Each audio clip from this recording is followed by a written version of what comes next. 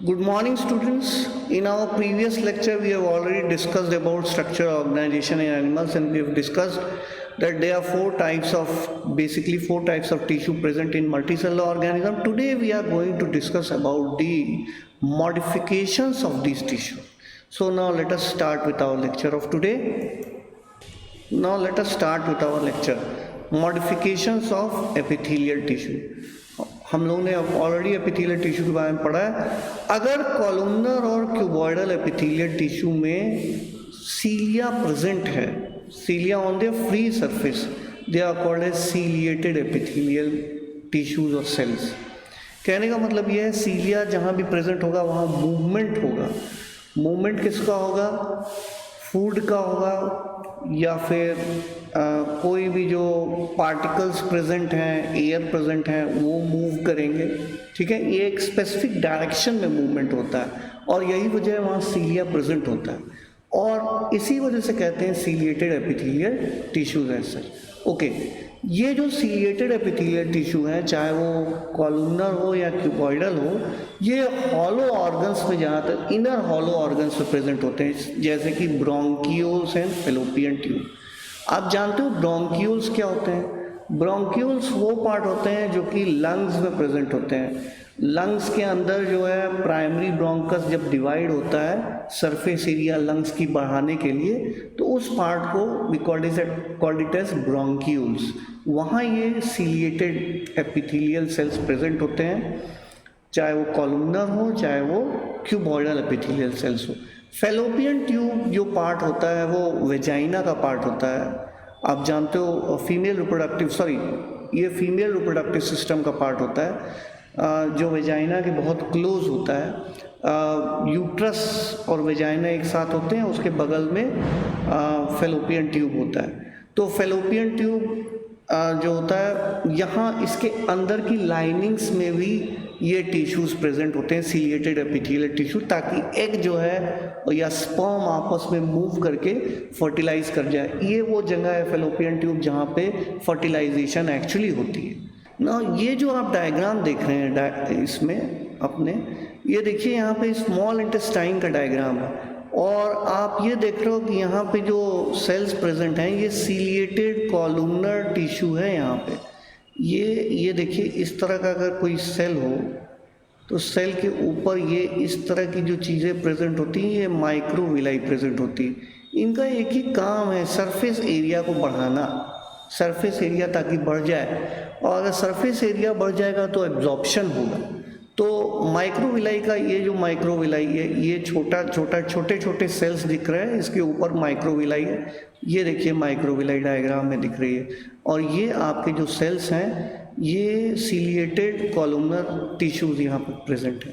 दिख रहा होगा आपको, ये सेल्स इनको बोलते हैं columnar tissues. Is it clear? Now let us talk about glandular epithelium. Glandular epithelium कुछ ऐसे कॉलमनर या क्यूबॉइडल सेल्स होते हैं जो स्पेशलाइज हो जाते हैं सिक्रीशन पर्पस के लिए। ये दो तरह के हो सकते हैं, यूनिसेलुलर भी हो सकते हैं और मल्टीसेलुलर भी हो सकते हैं। अगर यूनिसेलुलर होंगे तो they will be composed of small isolated cells, जैसे कि गोबलेट सेल्स है। गोबलेट सेल्स जो होते हैं वो इंटेस्टाइन में डिस्ट्रीब्यूटेड होते हैं, म्यूकस सिक्रीट करते हैं, इनका काम होता है म्यूकस को सिक्रीट करना। कुछ मल्टीसेलुलर जो जहाँ पे ये मल्टीसेलुलर ऑर्गन्स प्रेजेंट होंगे, जैसे कि सेलिवरी ग्लैंड है, तो ये क्लस्टर ऑफ सेल्स होते हैं, इसमें एक सेल नहीं होता, बहुत सारे सेल्स होते हैं। तो यही वजह है ग्लैंडुलर एपिथेलियम दो तरह के होते हैं, एक तो यूनिसेलुलर और दूसरा मल्टीसेलुलर। कहने का मतलब ये भी है इन ग्लैंड्स में भी एक कॉलमनर और क्यूबॉइडल सेल्स प्रेजेंट होते हैं। अगर वो ग्लैंड यूनिसेलुलर है तो भी, मल्टीसेलुलर है तो भी। यूनिसेलुलर का एग्जांपल हमने आपको दिया था क्या, गोबलेट सेल्स, और मल्टीसेलुलर्स का जैसे कि सेलिवरी ग्लैंड्स। तो यहाँ भी क्यूबॉइडल और ये ग्लैंड्स भी हैं जो इनमें जो सेल्स प्रेजेंट होते हैं वो क्यूबॉइडल भी होते हैं और आपके कॉलमनर भी होते हैं, ये इन्हीं से बने होते हैं। Okay, now let us talk about exocrine and endocrine glands. दो तरह के ग्लैंड्स होते हैं बेसिकली।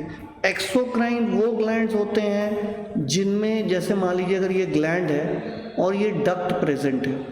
अब ग्लैंड में बहुत सारे सेल्स हैं, ये मान लीजिए सेल्स है, ये जो हम डॉट डॉट बना रहे हैं, और ये डक्ट है, DUCT, डक्ट। अगर ये डक्ट प्रेजेंट है, अगर ये डक्ट प्रेजेंट है, ये वाला डक्ट प्रेजेंट है, तो ये होगा एक्सोक्राइन ग्लैंड। यानी exocrine glands are those glands which have ducts in them, so that अब ये सेल्स मान लीजिए कुछ सिक्रीट कर रहे हैं, सपोज मिल्क सिक्रीट कर रहे हैं, तो ये डक्ट्स के थ्रू जाएंगे, सिक्रीट होंगे, बाहर निकलेंगे। सेलिवरी ग्लैंड्स में भी ऐसा ही होता है, ये डक्ट्स प्रेजेंट होते हैं। तो जहाँ पे डक्ट्स प्रेजेंट होते हैं उनको हम बोलते हैं एक्सोक्राइन ग्लैंड्स। और अगर मान लीजिए डक्ट्स नहीं प्रेजेंट है, मान लीजिए ये सेल्स है, इधर ये बहुत सारे सेल्स प्रेजेंट हैं एक जगह पे, और इसके ठीक बगल से ब्लड कैपिलरीज फ्लो कर रही है, और इनके सारे सिक्रीशन ब्लड कैपिलरीज में डायरेक्ट चले जा रहे हैं बिना डक्ट के। यानी कि इनको डक्ट की हेल्प नहीं चाहिए होती है अपने जो सिक्रीशन होता है उसको बाहर भेजने में, डायरेक्ट ब्लड कैपिलरीज में इनके सिक्रीशन जा सकते हैं। ये डक्टलेस ग्लैंड होते हैं, इनको हम बोलते हैं एंडोक्राइन ग्लैंड। जैसे कि जो इस तरह के ग्लैंड जो होते हैं वो हार्मोन सिक्रीट करते हैं। पेंक्रियाज एक ऐसा ऑर्गन है जो एक्सोक्राइन भी है और एंडोक्राइन ग्लैंड्स भी प्रेजेंट है, दोनों तरह के ग्लैंड्स उसमें प्रेजेंट होते हैं। तो आपको याद रखने की ज़रूरत है, पेंक्रियाज में हार्मोन्स भी बनता है और पेंक्रियाज में जो है एंजाइम्स भी बनते हैं। दोनों तरह के ग्लैंड प्रेजेंट है, एक्सोक्राइन ग्लैंड और एंडोक्राइन ग्लैंड। जो ग्लैंड हार्मोन्स बनाते हैं वो डक्टलेस होते हैं, उसमें कोई किसी भी तरह का कोई डक्ट प्रेजेंट नहीं होता। ये कंपाउंड एपिथेलियम की बात करेंगे। अभी तक हम लोग जो है वो सिंपल एपिथेलियम की बात कर रहे थे, जहाँ पे सिर्फ एक लेयर होती है सेल्स की। कंपाउंड एपिथेलियम में ऐसा नहीं होता, मल्टीपल लेयर्स होती हैं, और इनका जो मेन रोल होता है वो सिक्रीशन और एब्जॉर्प्शन नहीं होता। इनका मेन रोल होता है केमिकल और मैकेनिकल स्ट्रेसेस से इंटरनल ऑर्गन्स को प्रोटेक्ट करके रखना, ये इनका मेन रोल होता है। यही वजह है ये जितने भी ड्राई सरफेस है स्किन के उसको कवर अप करते हैं, और इवन बक्कल कैविटी में मॉइस्ट सरफेस को कवर अप करते हैं। इंपॉर्टेंट ऑर्गन्स में जैसे कि फायरेंग्स है या inner lining of salivary and pancreatic gland है, वहाँ भी ये प्रेजेंट होते हैं। जहाँ पे प्रेशर बहुत ज़्यादा हो, केमिकल या मैकेनिकल एब्रेशन होने की संभावना बहुत ज़्यादा हो, एसिड वगैरह से अंदर के सेल्स को डिस्ट्रॉय हो सकते हों, इंटरनल ऑर्गन्स को प्रोटेक्ट करने के लिए वहाँ पे प्रेजेंट होंगे। कौन से? Compound epithelium. तो आप कंपाउंड एपिथेलियम का डायग्राम दे सकते हैं, ये मल्टीपल लेयर्स ऑफ सेल्स दिख रहे होंगे आपको, ये यहाँ प्रेजेंट होते हैं। आई होप आपको समझ में आ रहा है। Now let us talk about junctions, various kind of junctions. तो उनमें जो सबसे पहला है वो टाइट जंक्शंस है। अच्छा, इसका रोल क्या होगा? इतने सारे सेल्स हैं, उनको एक साथ बांधने के लिए there has to be some attachment so that they can function in as a unit as such. तो ये जंक्शंस यही रोल प्ले करते हैं। अब ये डिफरेंट तरह के जंक्शंस हैं, एक टाइट जंक्शंस हैं, आप आगे देखोगे एडहेरेंस प्रेजेंट होंगे। तो इस तरह के जंक्शंस के बारे में हम लोग जरा थोड़ा सा देख लें। जंक्शंस, ये ऑक्यूडिंग जंक्शंस, टाइट जंक्शन को कहते हैं, जिसमें ये सेल्स के बीच में प्रेजेंट होता है। आप देख रहे होगे जैसे यहाँ पे देख रहे हैं आप, और ये प्रिवेंट करता है लीकेज, एक सेल से दूसरे सेल में जो लीकेज है वो प्रिवेंट कर रहा है। और बीच के सेल्स में जो स्पेस है, ये देख रहे हैं आप, पार सेलुलर पाथवे, यानी कि सेल्स के बीच के जो इंटरसेलुलर स्पेस है, इस स्पेस को एकदम ख़त्म कर देता है। ये प्रोटीन्स वहाँ पे प्रेजेंट हो जाते हैं, और यही वजह है लीकेज नहीं होती, एक सेल से दूसरे सेल्स के बीच में जो लीकेज है वो नहीं होती। ओके, ये देखिए एडहरिंग जंक्शंस है, जैसा कि हमने आपको बताया था, ये परफॉर्म करते हैं सीमेंटिंग फंक्शन। एक सेल दूसरे नेबरिंग सेल के साथ किस तरह से अटैच्ड है। पहले वाले जो सेल्स थे वो क्या कर रहे थे, लीकेज ना हो एक सेल से दूसरे सेल्स। ये क्या कर रहे हैं, एक सेल और दूसरे सेल्स की जो एकदम एक में अटैच करने की कोशिश करें, so that both of the cells can behave as a unit. तो ये यहाँ भी प्रोटीन्स प्रेजेंट होती हैं, जैसे कि आप यहाँ देख सकते हैं। और ये देखिए, ये प्रोटीन्स आपस में साइटोप्लाज्म तक गई हुई हैं, एक दूसरे के एक दोनों सेल्स के साइटोप्लाज्म तक एंटर करती हैं। और ये एक्टिन प्रोटीन्स भी यहाँ प्रेजेंट होते हैं जो जोड़ते हैं इनको आपस में। तो that is all about the adhering junctions.